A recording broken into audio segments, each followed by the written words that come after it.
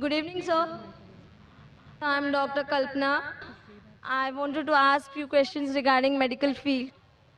Basically, is family planning allowed in Islam, and why generally people prefer MTP, that is medical termination of pregnancy, rather than your TL? And it's very difficult to convince them. For a TL, it's very easy for them to do a MTP. Why is it so? Sister being a medical doctor, she has given some short forms, MTP, TL, which may go bouncer to the most of the audience, but I being a medical doctor, I know what she's meaning. Sister asked the question about the concept of family planning in Islam and why it's easier to convince the Muslim to do MTP, means medical termination of pregnancy, rather than TL. TL means tubal ligation. That is a permanent method of family planning. So I'll club both together. As far as family planning is concerned, it's a very big concept, planning the family. And mainly people plan the family and they want to prevent having children, etc. So what does Islam say about this? As far as family planning is concerned, all permanent methods, whether it be tubal ligation, TL, what you mentioned, whether it be vasectomy, any permanent method of family planning in Islam is prohibited. Secondly, any abortion, any MTP, medical termination of pregnancy, it is prohibited because you're killing a life, unless it is a danger for the life of the mother. If the mother's life is in danger, that maybe she has multiple cesarean sections, and if the doctors say that she has had 4 or 5 cesarean sections, one more cesarean section means detrimental to her life, or she has some heart problem and she cannot take the strain of undergoing one more pregnancy. So in this case, the Islamic Sharia says, let a small loss take place to prevent a big loss. The life of the mother is more important than the life that is going to come in this world. In this situation, these methods can be used as a last resort. Any permanent method, whether it be tubal ligation, whether it be vasectomy, whether it be medical termination of pregnancy, only in these cases. Any other cases, it is not allowed. Why it's prohibited, all these methods? Because Quran clearly states in Surah Anam, chapter number 6, verse number 151, that kill not your children for want of sustenance, for it's Allah subhanahu wa ta'ala who will give sustenance to you and your children. Allah repeats that message in Surah Isra, chapter number 17, verse number 31. Kill not your children for want of sustenance, for it is Allah who will give sustenance to your children and you. For killing of children is a major sin. So based on this, killing any human being is prohibited. Even the life that's going to come in this world, all types is prohibited. As far as the other temporary methods are concerned, there are differences of opinion in the scholars. First, the most common is the copper T. Now, in copper T, when I was in the medical college, I was taught that it is a contraception. But what happens in the copper T? The ovum and the sperm have already joined to form the zygote. But the copper T prevents the zygote from clinging on the uterine wall, on the wall of the womb of the mother. So it is nothing but a very early abortion. So Islamically, those people who know about the medical science, even copper T is prohibited. As far as there may be difference in the other temporary method, whether it be condom, whether it be other method, once a person came to the Prophet and told him that I used to do uz, that is coitus interruptus. I have to stop the act so that the fluid doesn't enter the body of the wife. And the Prophet was silent. Those people who are in favor of certain temporary method, they say Prophet was silent, he gave permission. The other group, Prophet was silent, he didn't give permission, difference of opinion. But I go back. What is the reason that a person wants to do family planning is my basic question. See, normally a doctor, when a person has a headache, you give aspirin, you give crocin. It is not a cure. It is a symptomatic treatment that the threshold of pain is increased, so you don't feel the pain. But that is not actually curing the disease. The best way to cure is to kill the germs. So first let us find out, why do different human beings want to do family planning?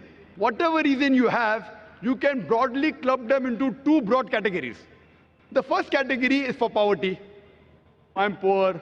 If I have many children, for me to live itself, hand to mouth. If I have children, then I will also die. The other group, they are rich. I have no problem about money, but I want to make my son a doctor. I want to make my son an engineer. So they have family planning, so I can upbring my children better. Inshallah, we'll discuss both the cases.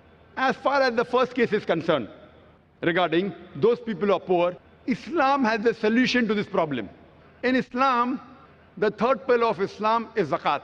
That is, every rich person who has a saving of more than the nisab level, more than 85 grams of gold, he or she should give 2.5% of that excess wealth in charity every lunar year. If every rich human being gives zakat, poverty will be eradicated from this world. There will not be a single human being who will die of hunger. So if your problem is poverty, Islam has a solution. And the person who takes zakat, he is not being degraded. And the person who is wealthy and giving zakat, he is not doing a favor on the poor man. Because God gave him wealth, it is his duty. He is not doing a favor on the poor people. And the poor people, when they take, it is not that it's an obligation they have. It is their right. So if poverty is the problem, we have a solution of compulsory charity, that is zakat. If every rich human being in the world gives charity, poverty will be eradicated. There will not be a single human being who will die of hunger. Now the verses of the Quran I quoted earlier, two verses. Surah Anam chapter 6, verse number 151, and Surah Isra chapter 17, verse number 31. On the face of it, both appear similar, but there's a difference of chalk and cheese. The first verse of Surah Anam chapter 6, verse number 151 says, "Kill not your children for want of sustenance, for it's Allah subhanahu wa ta'ala who will give sustenance to you and your children." Surah Al-Isra chapter 17, verse number 31 says, "Kill not your children for want of sustenance, for it's Allah subhanahu wa ta'ala who will give sustenance to your children and you." The order is reversed. First verse says, "You and your children." Surah Isra says, "Your children and you." On the face of it, it's the same. Now, why does Allah subhanahu wa ta'ala reverse the order? Everything has a hikmah behind it. So the scholars, the mufassirin, what they say, the first verse, Surah Anam chapter 6, verse number 151, refers to the poor people. If we have more children, even I will die, and even my children will die. So Almighty God says, don't worry, kill not your children for want of sustenance. It is Allah that will give sustenance to you and your children. The first verse refers to the poor people.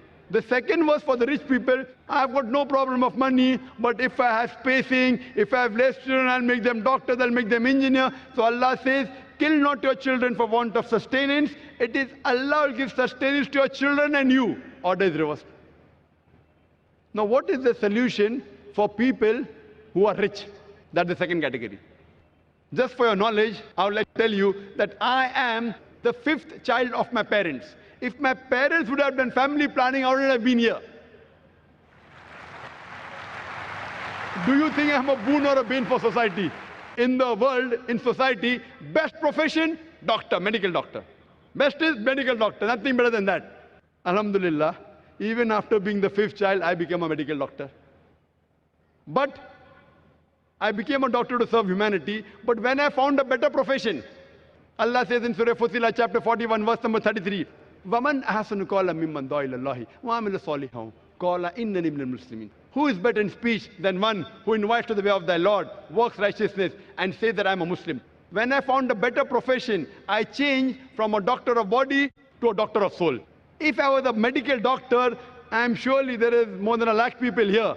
They wouldn't have come for my talk. They have come because I've changed from a doctor of a body to a doctor of soul. I am asking you, I am the fifth child of my parents. Am I a boon or am I a bane for society? People have a misconception that if you have less children, you can have spacing and you can bring them up well. If you check the list of all the Nobel Prize winners and people who have got awards, best in world, best in science, best in sports, they aren't the first child. They are not the only children. Some may be. Some are second child, some are third, some are fifth. It's mixed. It's a misconception. Allah subhanahu wa ta'ala has given a natural method of spacing. In Islam, the moment a child is born, the mother should breastfeed the child. But today in modern world, they don't want to breastfeed because it spoils their figure. The best food, according to medical science, that you can give to your child is the breast milk. And if you breastfeed your child, automatically there is lactation amenorrhea. You being a doctor, you know, there's lactation amenorrhea. That means she will not conceive. Though it's not 100% safe, but the chances she'll conceive is very little. So automatically, Almighty God has given spacing. And population, sister, it is not a bane, it is boon. You know, we say in our country, in India, hum do, hamare do. We two and our two. एक के बाद अभी नहीं, दो के बाद कभी नहीं. After one, not now, after two, never. So these are slogans in India because Indian government doesn't know how to take care of the population. If you go to America, the children wear a t-shirt. I am my father's tax saver. The more children you have, the less tax you have to pay. You go to Australia, you go to Canada. The moment a child is born, the government gives them allowance. Every child, every month you get allowance. So the government of US, Canada, Australia, they're encouraging population. Why is the government of India discouraging? So it's problem with the government policies, it is not with population. And do you know today, the two countries which are competing for being superpower is China and India. China has the maximum population in the world. India is number 2. Today, India and China, they are competing to be the superpower. Why? Because both of them have got manpower. When I say manpower, it means human power. It includes the women also. China and India have got human power. That's the reason today you find America coming here to invest money. You find the Westerners coming to invest money here. You see the stock marketing going high. Why? Because of population. So population, it is a boon, it is not a bane. So even if you want to make your children doctors and engineers, don't think, you never know, your 5th child may become a doctor or your 2nd child. It is not that if you have more children, then you can space them better. Now there's a third category, a unique category. Once someone told me, Brother Zakir, I'm rich. I'm not bothered about bringing up children. You know, I'm rich, so no problem of money.